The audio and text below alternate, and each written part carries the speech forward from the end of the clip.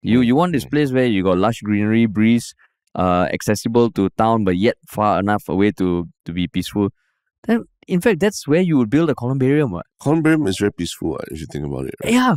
There's no screaming children. It's not like a school where they sing Majula Singapura every morning at 7 a.m. Yeah, you won't get loud music at 2 a.m. or anything. Yeah.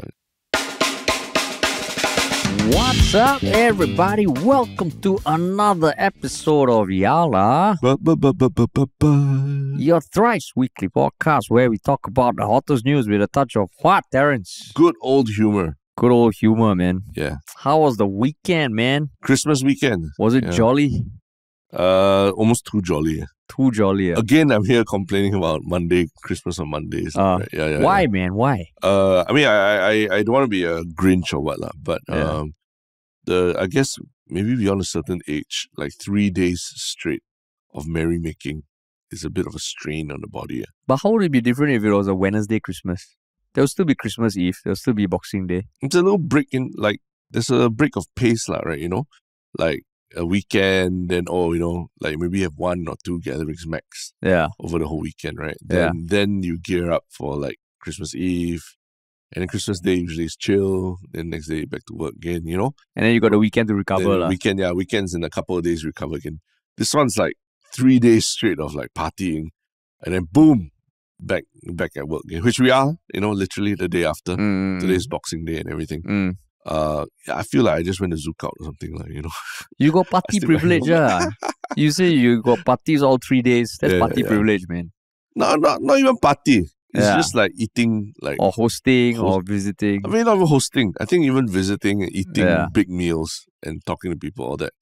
I don't know about you, For me, it can be quite tiring. But you like to talk, so maybe it's your thing, right? I mean, I also like to talk to a certain extent. I need my quiet time, my alone time after a while, man. Oh, really? And Christmas, since like I met my wife and all, it's always more hectic than my Christmases I was growing up.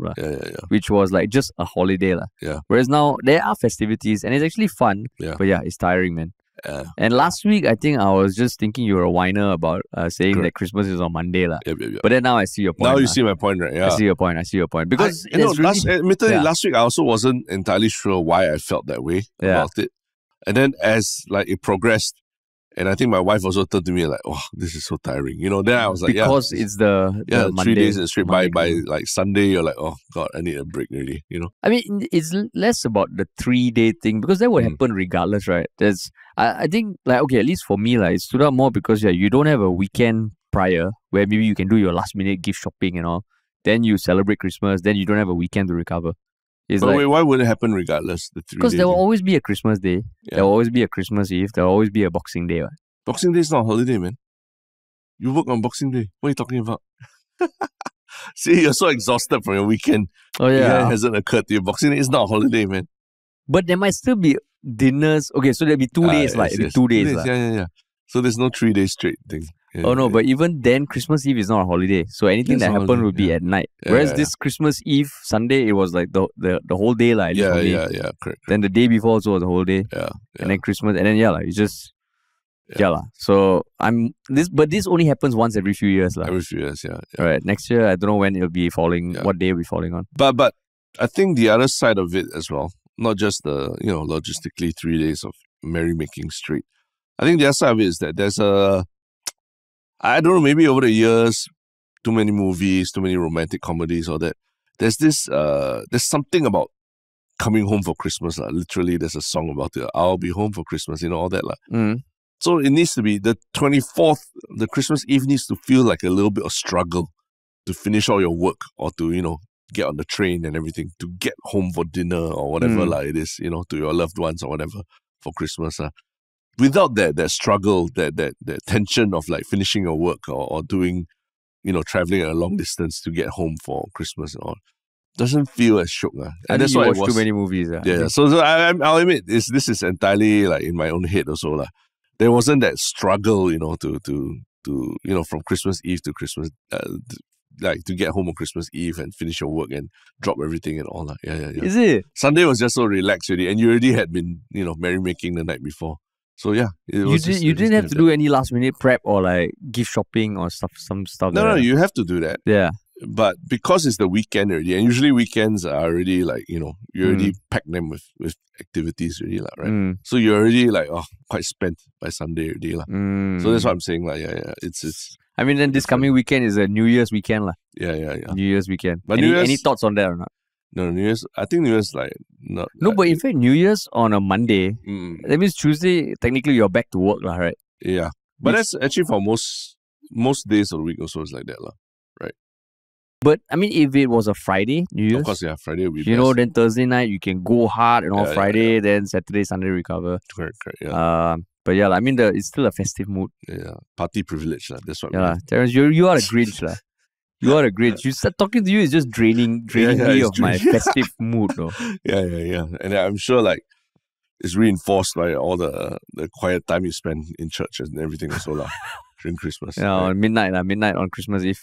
I was there with time to think. Yeah. So like that lah. Really hope you watch like Midnight Mass one day. I haven't. Yeah. I highly advise anyone who attends Midnight Mass to watch Midnight Mass. Yeah. At some point, it's interesting. Yeah, I probably will like at some point. Yeah. Correct. At some point. But yeah, this is the new middle of Christmas and New Year's. Wouldn't say funk lah. It's like the mood lah, right? Yeah. Things are slow. Weather is still great. People are not in office. Yeah. People are not in office. Actually, traffic is pretty good around this time. A lot of people traveling, they're not out and about. Does it feel emptier this year? It does. It does, right? It does. Yes. Yeah. I think everyone's. What I hear is everyone's in Japan. Apparently, even Tarman's in Japan. Oh, is it? Holiday Everyone except us, is it? Except us, yeah. Except us. So for anyone listening in Japan, yeah. Hope you had a good Christmas. Yeah. Japan eat KFC for Christmas. Yeah. Why? That's the tradition. That's your tradition. That's your tradition. Yeah. Yeah. Interesting. Cool, man. But cool. All right. Still got some topics to talk about. Yeah. Which, have to do with tradition and culture also. Lah. Yes. Right. Yes. Right. But before we jump into that, Terence, what's our normal plug? If you're listening to us, but you haven't subscribed or followed us on whatever platform, please do so, because that really helps us get discovered by your friends as well, So all of you can listen to this together. Yeah. And also to hit the notification bell so that every time we have a new episode, you'll be alerted and you know when we have something new. And if you want to work with us or reach out, you can contact us at contact@ministryoffunny.com. So over the past few days, I've been getting some interesting messages about people who are in similar situations as us in one aspect. So thanks for that. We'll respond. We'll respond.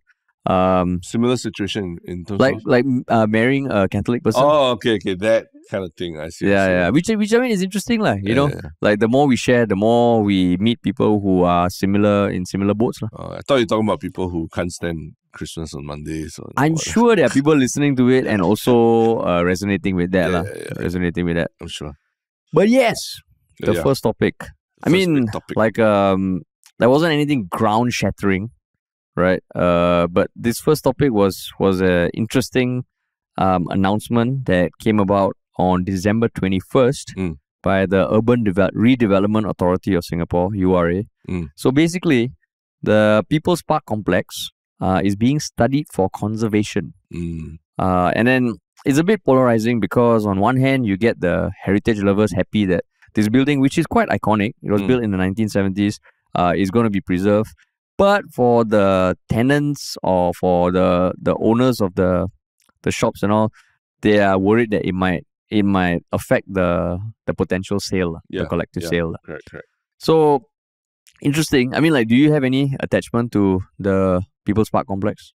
Not specifically the place, but I think the idea of studying a lot of these older buildings in Singapore is a step in the right direction. Even not saying that everything needs to be gazetted, needs to be preserved, but there being extensive discussions before just tearing down something because it's old. I think that's important, right? Also, you're saying there's some benefit to studying it for conservation, Yeah. I think potentially conserve it, Yeah, because I think some might argue that People's Park Complex, it really looks so old. And it does look very old. But you must remember that when it was built, it probably was seen as the most modern, thing in the Singapore skyline at that point, right? And it is a reflection of the times that people lived in, right? Yeah. The reflection of, I think, from what I understand, the architectural term is brutalist structures, when the idea was about how many people, trying to pack people into like very systematic blocks, right? To house masses of people, right? Yeah. So this architecture kind of reflected that point of view, right? Which I think originated from, if I'm not wrong, communist countries also, right? So I mean, it's an important part of our history, and the fact that people have lived there, have built businesses there, and it's part of the skyline when you look at the Chinatown area. I think that's worth examining whether it's worth preserving the place. I'm not saying that you must, because if the place, if the infrastructure is breaking down, all that, then it might be a danger to people, right? But it's worth discussing. But do you go there often? No, not at all. Not at all. Not at all. I just like looking at it from outside. Yeah, armchair critic view. Yeah. Because, I mean, like the building, whenever I go past, first of all, I can't tell whether it's green or brown. Is it green or brown? Green for the most part, yeah. It's green. So, yeah. I mean, it's not the prettiest building by like common standards, right? And I only remember when I was young, my mom would mention People's Park Complex and you go there, but it's just like very hectic, right? But now when you go past, it is quite an iconic building, and I always like wonder like what the hell is in that? Is it just shops or is it residencies and all? And it is a strata development, right? So there's residential, there's offices, and there's retail. Yeah. But I also found out while researching for this episode a few other interesting things about it. Like what you said, it was built in the 70s, 1973, and it was apparently the first of its kind, not only in Singapore, but in Southeast Asia, which was a multi-use development with shops, home offices, and a car park within a single structure. And it was actually designed by this pretty like impressive architecture firm that used to be known as Design Partnership and is now DP Architects. Yeah. And it was the same firm that built Golden Mile Complex. And I mean, it was cool that, because especially now in Singapore, you see a lot of buildings designed by architects from like around the world. Like there's something Hadid or something, right? You mean the MBS? And the MBS designer? Or like the other one, the Diliden or something. It's by one famous, you always get these famous architects who come to Singapore and design. So this one was a Singapore architecture firm. And the whole brutalist thing. And it was quite cool. Like they built this. It was once Singapore's largest shopping complex. It featured the country's first atrium in a shopping center. So quite cool. And then the more I read it, the more I realized shit actually feels like it should be conserved. Yeah. But also like did you understand what they meant by being marked for conservancy? Conservation, I mean. Generally, yeah, understood. But you did some research about what specific thing it might entail, is it? I mean, in the sense that when I thought it was being proposed for conservation, I was like, okay, that means it would remain like this, like a heritage building, just keeping its original position.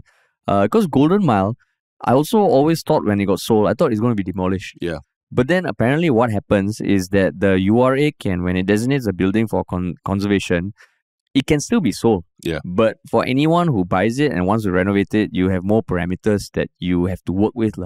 I think you can't change certain, I don't know, the outdoor facade or some shit like that. You can, then I thought, actually that's interesting. I never knew that thing existed, where you can conserve a building, but also allow people to renovate it.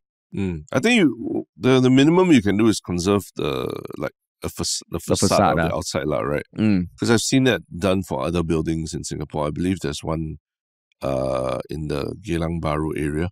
It was a water distillery or something like that. Oh, is it? But the external facade is still the old factory and everything. But then behind it is like mixed use condo and retail already. I guess like National Gallery would be that. Is the old Parliament House, right? I suppose so. But they took over the whole place, right? And redid the whole thing. But technically the facade is still there, right? Yeah, correct. Yeah. Right. So I don't know whether that falls under it. But if that's the case, then that's quite cool, because this building is quite iconic with the four the Chinese symbols. Yeah. What does it mean? I can't remember really, actually. Ah. I got to take a closer look. Yeah, I got to brush up my Chinese privilege. And There, like, okay, in front of you, understand. what does it read? Oh, Okay, come on, Terence. Chinese. How many years you study Chinese already? Okay, for those of you who are listening, he's looking at my iPad yeah, and struggling to read the Chinese characters. something pearl, something. I don't know. Well Maybe it's done. the Chinese name. Maybe it's the Chinese name of the place. I don't actually know. Yeah, it might be I think it's the name of the place. If I'm not Is wrong. the name of the place. Yeah. So what do you make of people who are saying that, okay, it's in a prime location, it's above the MRT or very close to that, and land in Singapore is scarce. Why are we like holding on so much to these sort of buildings? Because these can become icons as well, right? Of your skyline that become landmarks for tourists or what to come and visit, right? If you want to just build everything from scratch and build it new, there are a lot of places who can do it better than us, like in the Middle East, in Dubai or Qatar and all these places. But being able to, preserve a bit of history and then sort of repackage it a bit and for visitors in the outside world to see, I think kind of builds a longer Singapore story than it's just about the tallest, most glittering buildings around. I mean, like, you can spend all that money and build a Ferris wheel in Singapore, and then for a few years, that one will be the tallest and the nicest one in the world. Then just a few years later, someone erects an even taller Ferris wheel, and then yours just becomes like, what's the point of this? It's like, I don't know if it's even number 3 in the world right now, For a moment there, you're like, wow, wouldn't it be interesting if we actually built a Ferris wheel? Then I was like, oh shit, yeah, we did. We did, yeah. We did. People forget, yeah. And for a while, it was like the tallest in the world, right? I believe. And then after that, someone built something bigger and taller. But then, what if that was just not the best design to build? You look at MBS. It's pretty damn iconic. Yeah. Right? And I mean, now it has become like a key pillar of Singapore's skyline. Correct. So maybe it's just the new buildings, there's not enough thought being put into it. No, but MBS was built on reclaimed land, bro. Like there was nothing there, remember? Oh, don't bro me. Bro. Yeah. Bro. Yeah, there was nothing there. So then you built something out from nothing. Yes, okay, then go, swing for the, swing for the fences, right? Just build something like really stark and something that really stands out against the skyline. But I think as you're talking about, as Singapore gets more and more built up, as even more so than before, right? We need to start thinking of how to, rather than just keep destroying stuff and erecting new buildings, is how to build on top of that, right? And then adapt and really force developers all that to really work within the confines of the space. Yeah. Rather than continually, just destroying old buildings. I mean, really look at the National Library back then. It's so iconic. Yeah. Such that even like foreign animators wanted to draw.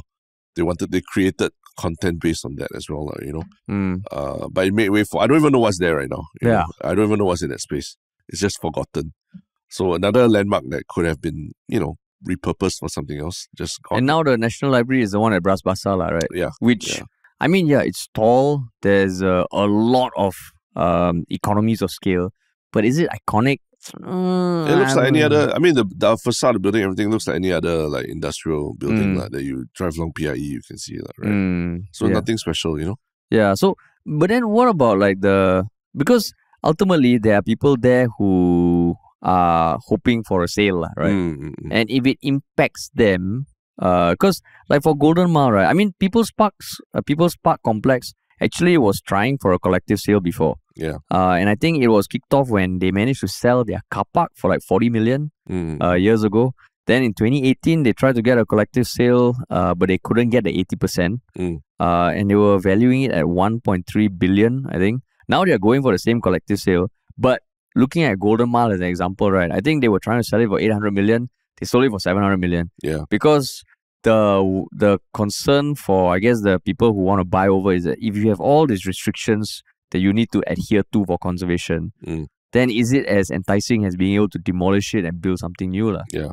But I think for Golden Mile, at least, there were a lot of incentives. And I think that feels like, I know it's very easy to shit on like Singapore always wanting the biggest and best and fastest and most efficient, but it feels like this is is a nice middle ground lah, where they are trying to preserve this stuff. Like Golden Mile, I think one thing they need to maintain is a terrace. Yeah. You know, the terrace houses. And if you look at videos of people living there, the houses are damn interesting, man. So it's quite cool that there's this middle ground, and yeah, that they incentivize developers to still buy it and then just renovate it lah. Because if it's just demolished, I also agree that we always are asking ourselves, what does it mean to be Singaporean? What is the Singapore skyline? And I mean, I think enough of the skyscraper skyline lah. We already have that, right? It looks pretty legit. It looks pretty cool.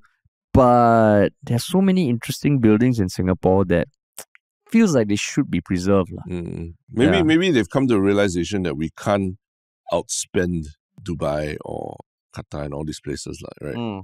We can't out Dubai lah, right? They're gonna like create the island. They're gonna like build this ridiculous the line, right? There was the line. They're gonna build all these things, architectural marvels from the desert lah, right? We can build Long Island. Yeah, we can. We need to reclaim the land first, then we can we can build something on it. You see. Yeah. So I think, in some sense, maybe it's coming to understanding that we really are limited in that way, in that space and the constraints on resources, all that. So rather than like try to compete on that level, architectural marvels that the newest thing and the tallest thing or the biggest thing, we compete other things like heritage and the Singapore brand and everything that you can't recreate anywhere else. So you're saying, as opposed to like taking a skills future course and upgrading yourself, we should hold on to our laurels. No, hold on. You can, but then you develop parts of it lah. Focus on key parts that can be grown and developed, and you develop those further lah, right? Yeah lah. Rather than switching industries entirely lah. Because like right now, if you go to any neighborhood with landed property, of course, on one hand, sometimes you walk past, you're like, what the hell do these people do to live in houses that are that big? Every once in a while, you'll come across this new development for a landed, where people buy over, they demolish it and build it up. And it's almost always a very rectangular, multi-story, maximizing the land to really get every floor to be as much you can squeeze into the floor. Which you look at it, you're like, if everything new looks like that, then it's just like a very cookie cutter model. Whereas the older landed properties, there's some very interesting architecture, right? Yeah. And the last thing we want already, like for HDBs, for BTOs and all, it needs to be cookie cutter to a certain extent, right? Yeah. So we already have a lot of that. So buildings like this, which is still accessible to anyone, it feels like it should be preserved. Yeah, I think so. Yeah. So it's. I think it's and I think it's a bit early to say that the price will be, that the price will then definitely be lower, right? For all this, for the collective sale and everything. I guess they have to put in some incentives to make sure that the owners also, don't feel so aggrieved by the whole situation. But I mean, it was interesting reading out about the architects, man, because it was like a bunch of 5 Singaporeans who formed design partnership, who were all pioneers, and they have now I think it's one of the largest architectural practices in the world. Wow. And they've built the People's Park Complex, Golden Mile Complex, and a bunch of other things. So imagine building something and having it be there and conserved, right? Yeah. Wow, that's fucking dope, man. Yeah. That is dope. And Singapore, there's actually a lot of cool buildings. And I know there's that whole conversation around black and white buildings.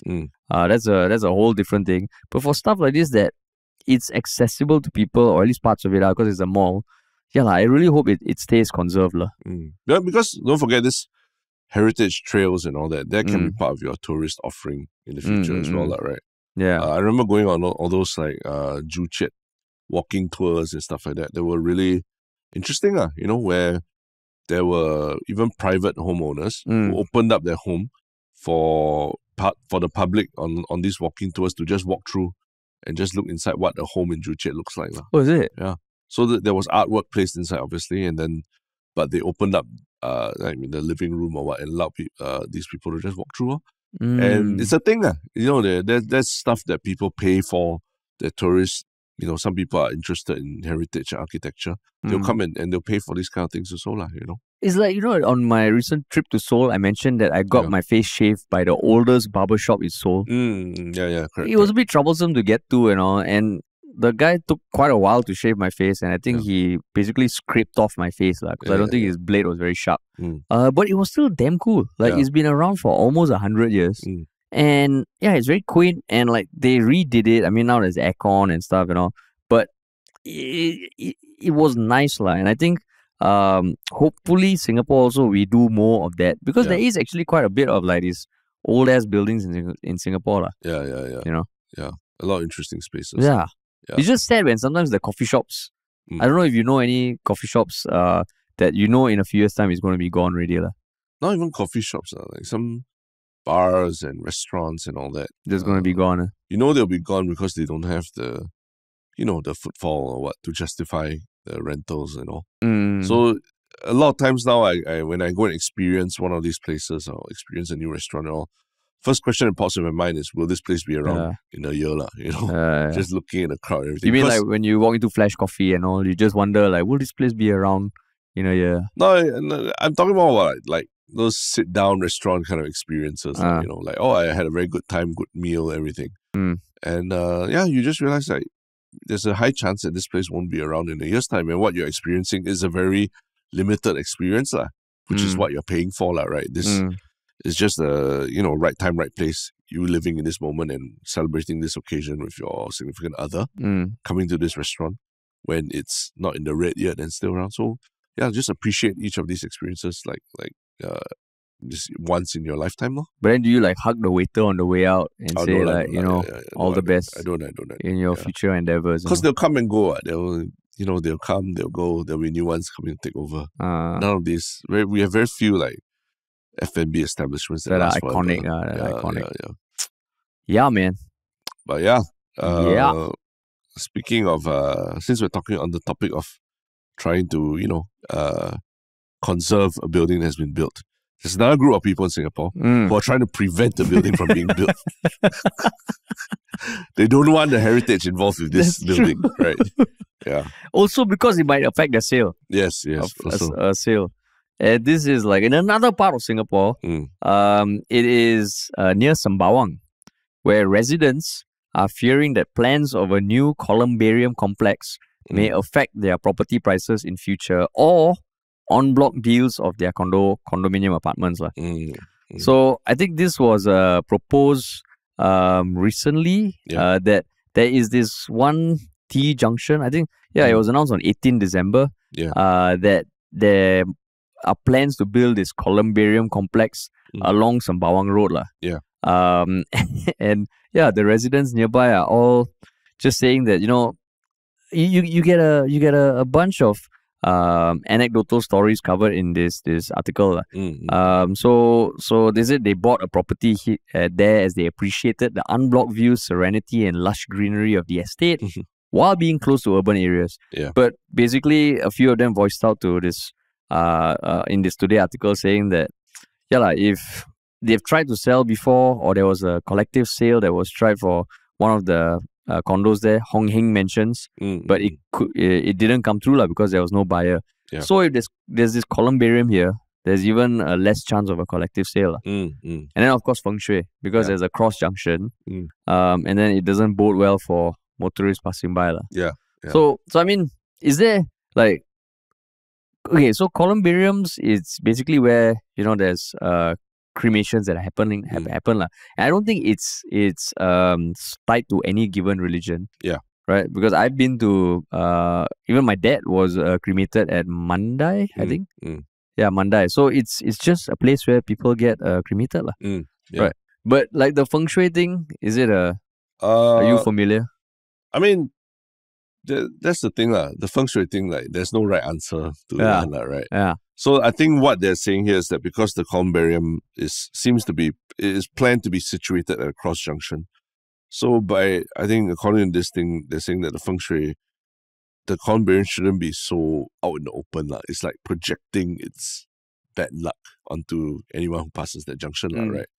Almost as a warning.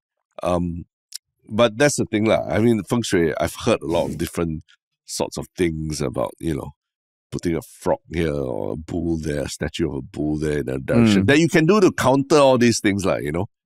So I'm not saying that. What I'm saying is that there's no exact one. I don't think there's just one answer that, oh, just because it's a cross junction, it's not a good place, that kind of thing. There's things you can do to counteract it. So that's the double-edged sort of what they're saying about feng shui. Like, oh, you got this problem, then just do something else to counter it. But I think the bigger thing that someone mentioned in there was quite interesting. It sounded like this person, he's resigned to the fact that there's going to be a columbarium built there. But he's hoping that the front gate of Columbarium is along the Mandai roadside rather than the Sembawang roadside. Because that ultimately affects what the address of the crematorium, Columbarium is called. Whether it's like another Mandai Columbarium or it's a Sembawang Columbarium. Because if it's along Sembawang, then it will affect the perception of the property, right? You know, I live in Sembawang and people are like, oh, wow, Sembawang Columbarium there. Oh, okay. As opposed to Mandai, because there's already a Mandai crematorium. Yeah. So let's say, you know, hypothetically, this one's Mandai crematorium too, right? Then people won't be so like Terminal 1, Mandai Columbarium, Terminal 2. They're not so like, oh, you live at Columbarium. They don't immediately think of that. But the other part I thought was like, but Mandai, when I say Mandai, what do you think of? Is that exactly. Yeah. Same for me also. The first thing I think of is the zoo. Then second, I think of the columbarium and all that. Yeah. So, no, I mean, it's not the bad thing, right? I thought that your name is, the name of your address is the same as, like, similar to the columbarium's address.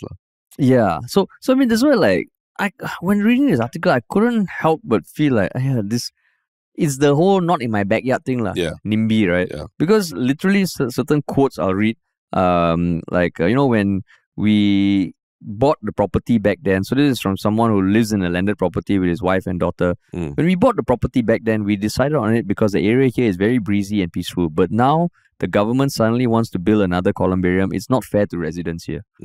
And that is hard to accept. Yeah. Because, okay, let's say even where I stay now, right? Yeah. There was this beautiful open plot of land that was from my kitchen window, which was just amazing. You know, like it was so green, so big. But you almost knew that, okay, at some point something's going to be built. Yeah. And I find out there's going to be a new condominium complex, 7 blocks of 18 stories. Wow. So my whole view right now is going to be gone. Yeah. But at the same time, of course, it's not ideal, but I think anywhere in Singapore you move in, you should be aware that something might come up. You know?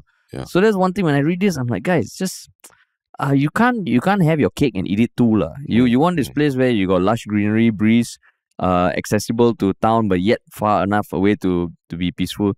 Then, in fact, that's where you would build a columbarium. Columbarium is very peaceful, if you think about it. Right? Yeah. There's no screaming children. It's not like a school where they sing Majulah Singapura every morning at 7 a.m. Yeah, you won't get loud music at 2 a.m. or anything. Yeah. Right. So, and that's another aspect of it, right? Like, in some way, I don't know. Okay, so I know people have different tolerances to, like, the paranormal or alleged paranormal, but it almost feels like Singapore, we are aging like crazy. I think the estimate is that by 2040, the annual number of deaths will double from 20,000 to 40,000. Yeah. So it almost feels like, okay.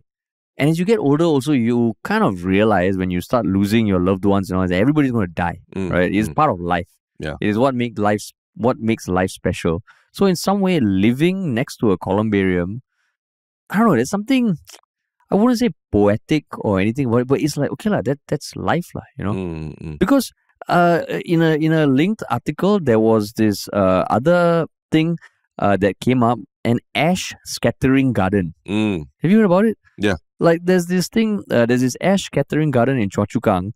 So basically, it's this place where you just go and scatter your ashes, and then you have watering cans to water the ashes so that it sinks into the soil, and then there are inbuilt sprinklers.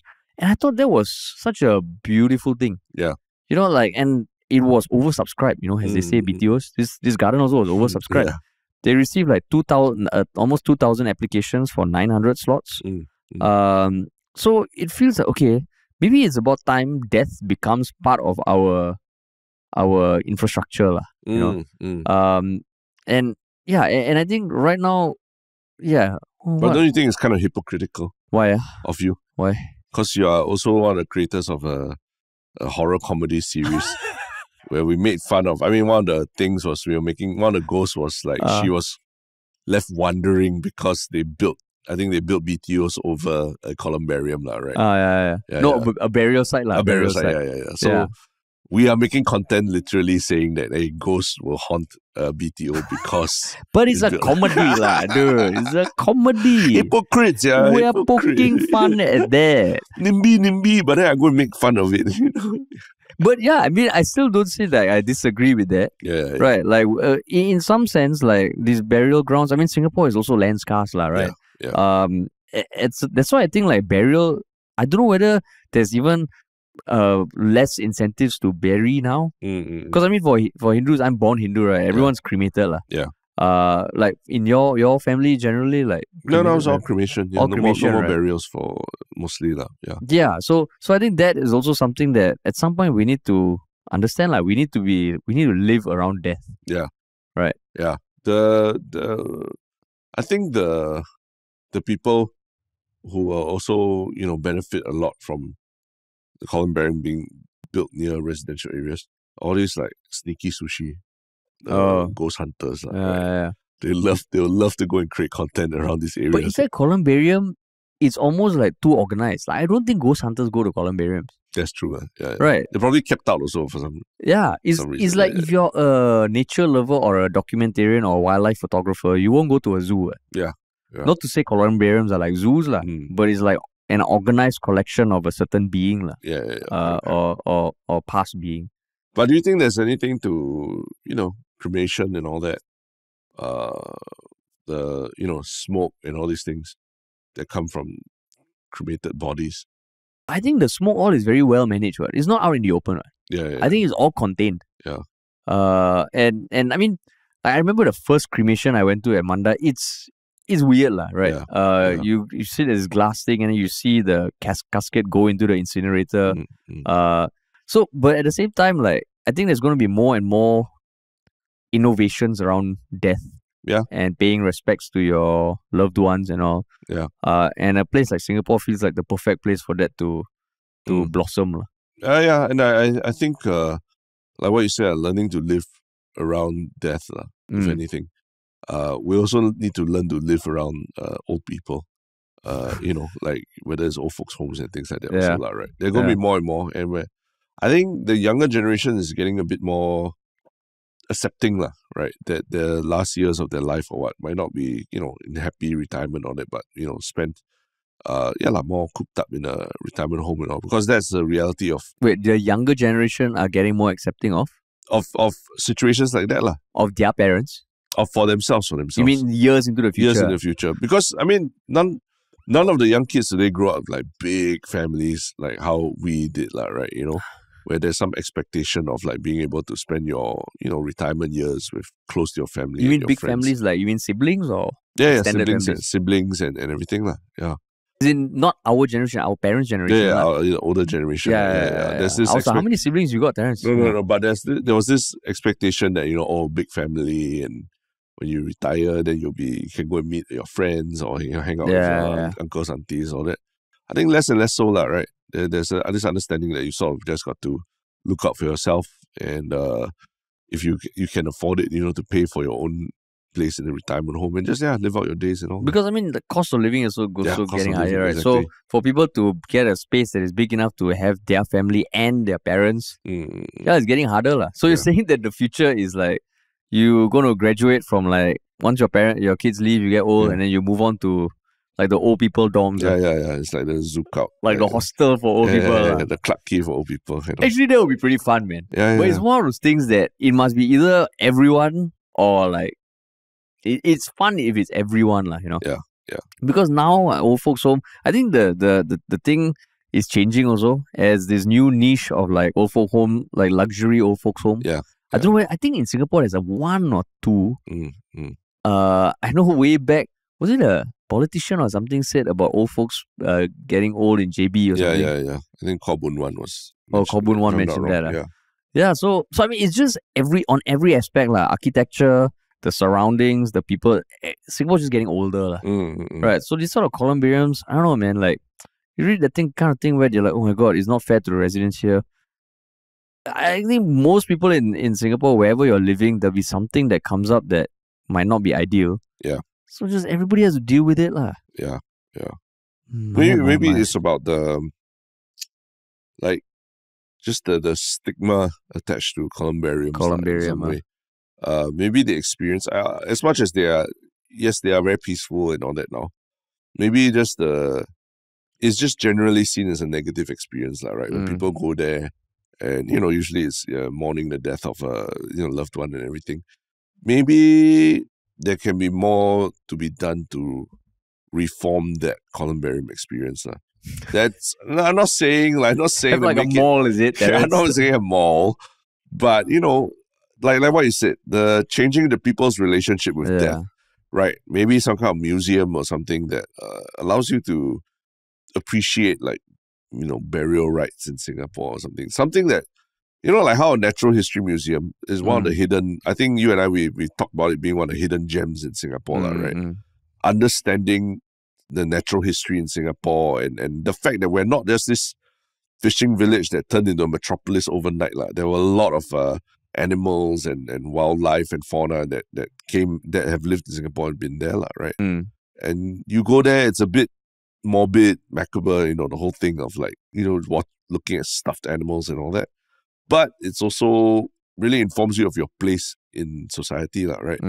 So in some sense, maybe that's what they need to do with this modern columbarium, use it as a way to help people change their relationship with death and everything. Because in one sense, the downside to not having burials is that, like whenever you see in movies and TVs, like people, and in Singapore also, people revisit the tombs of their loved ones every year or something, right? I mean, there's something comforting there. But with less burials, with cremation, there's none of that. But if this museum, I know certain churches, they have, I don't know what it's called, but where your parents or grandparents' ashes can be kept. So in this sort of museum, it'd be cool if there's like a modern way of preserving the memories of loved ones. Right. That could be quite cool. Yeah. Huh. That's right.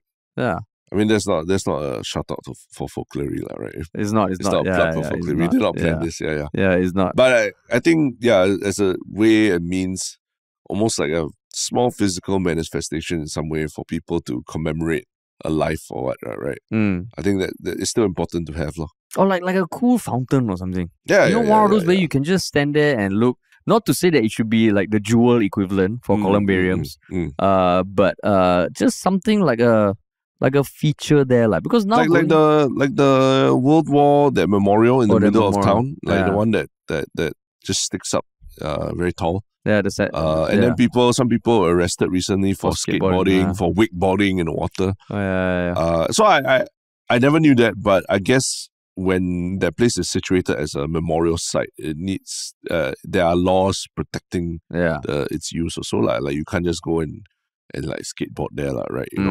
So maybe it needs something like that, where you can just it becomes a landmark in itself for people to want to go and visit, and not just a place that I only go there if there's a funeral or something like that, Yeah, that's true. Because now if you're going to Mandai Columbarium, it is really just like you're going there for a reason, and it's always sad, it's always sad. Yeah, and not to say that you are trivializing death and all. In some way, you are making it more normal, because everybody's gonna die. Yeah, everybody's gonna die. Off the top of my head, we are doing the whole pioneer generation, pioneer founders of Singapore, memorial site and all that, right? Yeah, maybe there can be something like that for the the whole, I wouldn't say pioneer, but like the whole founding generations of Singaporeans, who built Singapore in the 20th century and everything, right? And not about the Go King Swee or all this Lee Kuan Yew and all these things, but really like the people, the blood and sweat and toil and tears and all that really built the roads and everything, right? Even just as a commemoration thing alongside this columbarium. Imagine if for every decade, right? Yeah. So ashes are taken from everyone who passed away then, and is made into rebuilt this Singapore kind of diorama or something like that. Made out of ashes of that decade. Yeah. And it just after decade after decade, we're like, the people who built Singapore, they literally now have built this representation of Singapore. Yeah. It's a bit morbid, but that's why I thought like the ash scattering garden was quite interesting, and that people were willing to do it. Because to me, I'm like, you're gonna go scatter ashes of your loved ones alongside ashes of other loved ones. Yeah. I didn't know how open people would be to it, but people are. And I mean, I know just now you were saying you were joking about building a mall there or something like that, right? But maybe not so extreme, right? But really like trying to normalize it by putting what do you call it? Things that require like something, a very peaceful, serene kind of setting, right? Like, I mean, co-working space, for example. You put a co-working space in the Columbarium. It'd be quiet, right? It'd be a very quiet place and everything. I thought you were going to be like, okay, all the shops there have to do with memory and loved ones. No. Fuck, co-working space. In the area. But yeah, then my point is like, it normalizes everything a little bit, right? Like, And I think there is something there, because when my dad passed away like 10 years ago, I remember going to the Columbarium and collecting his ashes. It was shocking in so many ways. And I was not prepared for that. And no one ever prepares you. Like when you go and collect ashes, it's not just ashes. There's still bones and everything, that you have to pick up. And that, I was like, oh my God. And it felt like, instead of just keeping this as something that no one talks about, imagine if the mall, yes, you can have a co-working space or whatever, but you also have like a museum, or like talking about the funeral rites. You know, what happens, and like just ways of like memorying, or like, not say souvenir shops, but like something that you can get to kind of just help you remember your loved one who passed. Yeah. Right.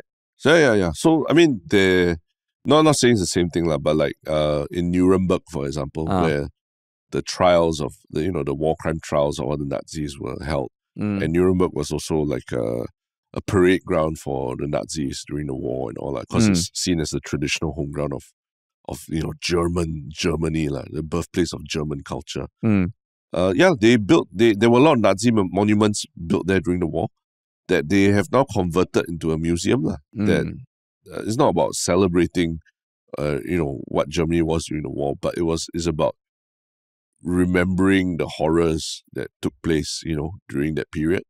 And they kept all the structures there.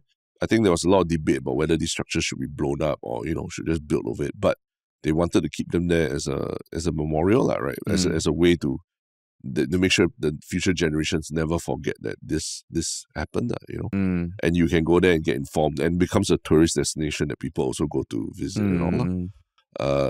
So like what you're saying, a museum of death, for example. Museum of death. It's very interesting concept. And it's not meant to be creepy. It's not meant to be creepy. Yeah. It's meant about understanding how death is perceived in all the different cultures in Singapore. Yeah. Which is a very unique thing. Like, I think like Muslims, they bury the dead, right? And then for Hindus, they cremate.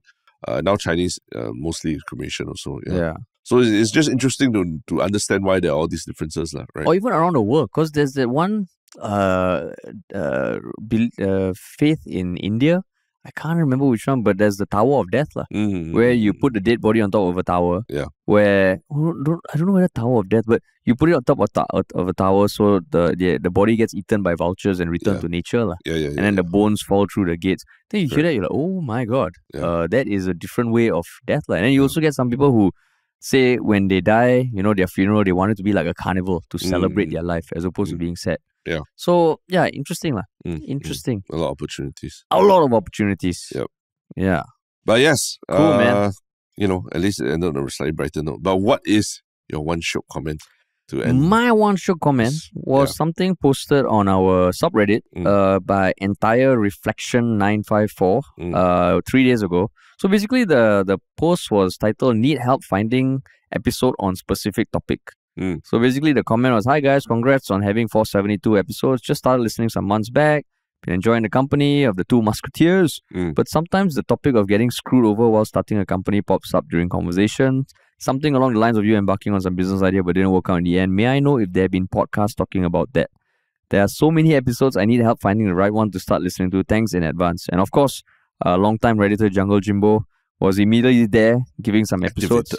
Yeah, but I just thought it was interesting that, I mean, now that we have 470 plus episodes, yeah, like I never thought about like the certain themes of episodes that we have spoken about. Because for this person, looking for business like podcasts where we talk about our business and the way we got screwed over by the streaming platform and all that. Yeah, it's just interesting, and I don't know how many listeners out there like are looking for certain topics or have thought about, there are certain themes that we talk about. And even just as we think about content going forward, right? Of course, the Yalabat, we're always going to keep doing it, but just was an interesting thought. Yeah. Yeah, whether we can expand in certain areas and do something more targeted. I don't know. Maybe there needs to be some kind of exercise to start to at least like catalog or put tags on things that discuss. Yeah. Tags on our episodes. Yeah. And I mean, not saying it has to be on Reddit or what, right? But because at the end of the day, I think search on podcasts is still, I've been talking about this for years and it's still bad. It's still the same, all this AI crap and all that hasn't helped things at all. Right? Yeah. And I know some people in the past have told us you guys should have a website. And we have spoken to one website developer who reached out. But yeah, maybe it's just something for us to think going forward, how to catalog our repository of content and how to make it more accessible. So thanks for that, man. Yeah. What about you? My one Shiok comment is kind of a request from Internet Lurker 96 titled on Reddit, right? Titled News, Negativity and Mental Health. I mean, long post, but the basic thing is that there's a lot of negative news out there. Yeah. And by nature of the Yalabat podcast, we cover a lot of current affairs. So we read a lot of this negative news. And, Internet Lurker 96 asked the fellow Yalabat listeners, like, how do they cope with so much negative news on a daily basis and not let it get to their head and affect their mental health? And also to us, it's like, has doing research on the current affairs topics for Yalabat made you more cynical of the world, and how has it impacted your mental health? So I thought it was an interesting discussion point that, we can at least talk a little bit about. Like for you, how does dealing with all this negative news, how does it affect your mental health? I would say actually, by doing this podcast and having to research and look for alternate perspectives and generally having an idea of like the main headlines locally and internationally, just because we have to do a lot of research all the time, I actually feel there is... I don't think I've become more cynical. In fact, I think it's been more eye-opening to know that, there's a lot of shit going on around the world, but there's also a lot of things that are happening now. There's a lot of progress in many ways. There's a lot of great things happening. And it feels like I often have this thought where, like when you're growing up, you feel like the world out there is already fully formed. That, you are going to enter this giant machine that has been working for years and works smoothly and operationally. But then the older you get, the more you realize that just as like how you're figuring things out, the people around you are figuring things out, we as a society are figuring things out. Everyone's just winging it, man. Everyone's just winging it. Yeah. So actually doing this podcast, researching, reading about the most horrible shit out there, but being forced to look at the other side of things has actually made me in some way more optimistic to a certain extent. Yeah, so that's for me. For you? It is a cathartic process to read up about things. Force yourself to think of the opposite, or at least find a different source that says something different about it. Then sort of process it yourself and talk through it. And then even if at the end the answer is I don't know, or I don't know any better than what I'm reading, right? At least you've sort of sparred with it. And I feel that actually there's a bit of closure on each of these topics that we talk about. That's why we don't, I think generally we don't do a lot of like follow up kind of things, right? When we talk about one topic and then after that, a new piece of news comes out. Unless it's like a real big development in it, then we'll do a follow-up, right? But for the most part, we do our research, read up what we can in the space of time, and then we sort of say our piece, or at least discuss it, right? And then after that, okay, I think we sort of squared it, and that's what we understand about it, right? Yeah. So it does help me, like, I know the news is all like pretty doom and gloom these days.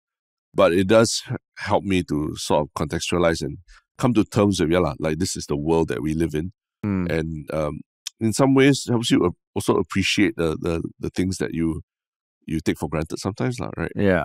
And I guess if people are feeling, I can totally understand if you are constantly reading, like, say, Reddit or the Singapore Raw subreddit or, Wake Up Singapore or any one given platform, even Straits Times or just CNA, then you are only getting one perspective. Correct, and that's where it can be dangerous.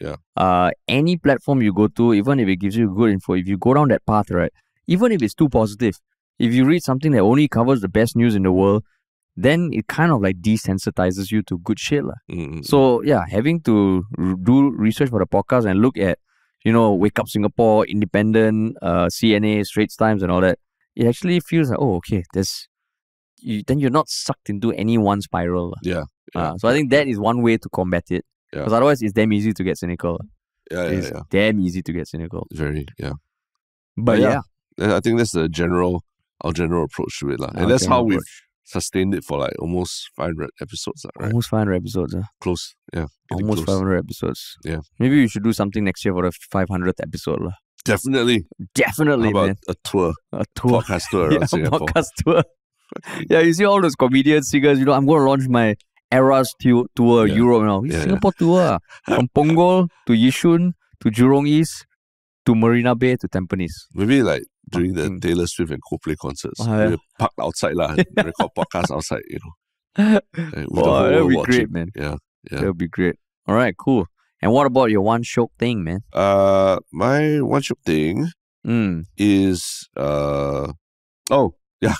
every Christmas, I think during the Christmas period, so I'm just scouring YouTube for like random things. One thing I love to do during Christmas is like look at live streams of like, places around the world, how they're celebrating and all that, like in Finland, the Santa Claus village, and then like, other parts of the US or whatever, So it's just something I do every Christmas, and somehow the algorithm heard me and it fed me something that instantly I knew I would enjoy over watching on Christmas Eve, going to Christmas, and that's the pig racing championship. Apparently there's a YouTube channel called League of Pigs, and what they do is they create this racing circuits around their farm or something like that, and then they get their pigs to race from one end of the circuit to the other on a regular basis.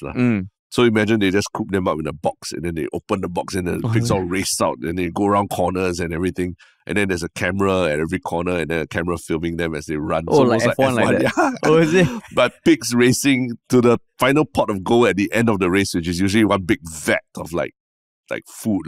So you watched it like a live stream of that? No. It just came up when I was looking for all these things. Like somehow YouTube thought, oh, you'd be interested in pig racing.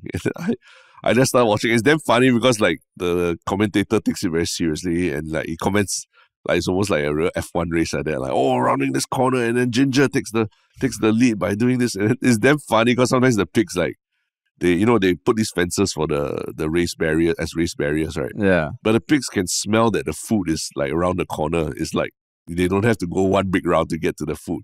Then they'll just stop racing halfway and they just jump over the fence and all that. So it's damn funny and very cute, and yeah, it's just one of those things that put a smile on my face on Christmas. And you never saw it before. I never heard of it before. Yeah. And I just thought it was brilliant. But it's not a Christmas thing, right? It's not. But it's just funny to sit around and just watch. Yeah. Pig racing, League of Pigs. League of Pigs. It's called League of Pigs. Yeah. Nice. Cool. Okay, my one Shiok thing is the Tiny Desk concert, right? The Emmy Award winning series by NPR, sure, where they just bring in like singers to sing in their actual office. Yeah. Recently, I haven't watched it for a long time. Yeah. But I saw this one singer pop up recently called Caroline Polachek. Yeah. And I mean, she sings, it's all acoustic, right? And her voice is like one of those, like, Florence and the Machine or like Ellie Goulding, or like they have so much voice control, right? Yeah. It almost sounds a bit fake. But yeah, she has it, and like you listen to it, you're like, wow, this is insane. Like it almost feels like she has an inbuilt auto-tune. So it's quite mesmerizing. Wow. So it's like an 18-minute video, 3 or 4 songs. Yeah. So that popped up on my feed also. I saw some people recommending it. Oh, is What's it? the name? Jasmine Soko. Like I think was saying this was on her Her playlist. name and is everything. her voice range is insane, and the way she controls it. So very cool, very cool. Caroline Polachek. Cool. So she had a Tiny Desk performance. Yeah, about 2 months ago. I only just saw a few weeks ago. Got it. But yeah, it's super cool. Cool, man. Cool. All right. That's the end of the podcast. We got one more episode coming out before the end of the year. To wrap up the year. Yeah. Thanks everybody for listening. And as always, if you enjoyed this, please share it with one other person that who may not have heard of us. Yeah. And remember to follow us on social media. Especially during your holiday dinners and all that, right? Yeah. This is great. Yeah. Conversation starter. Whenever there's a pause, whenever there's a pause, people are eating, everyone's figuring out what to say next. Just insert. Insert. Yeah, do you guys listen to Yalabat? Okay. Yeah. And if you want to work with us, just reach out at contact@ministryofffunny.com. Cool. Sweet. Thanks, everybody.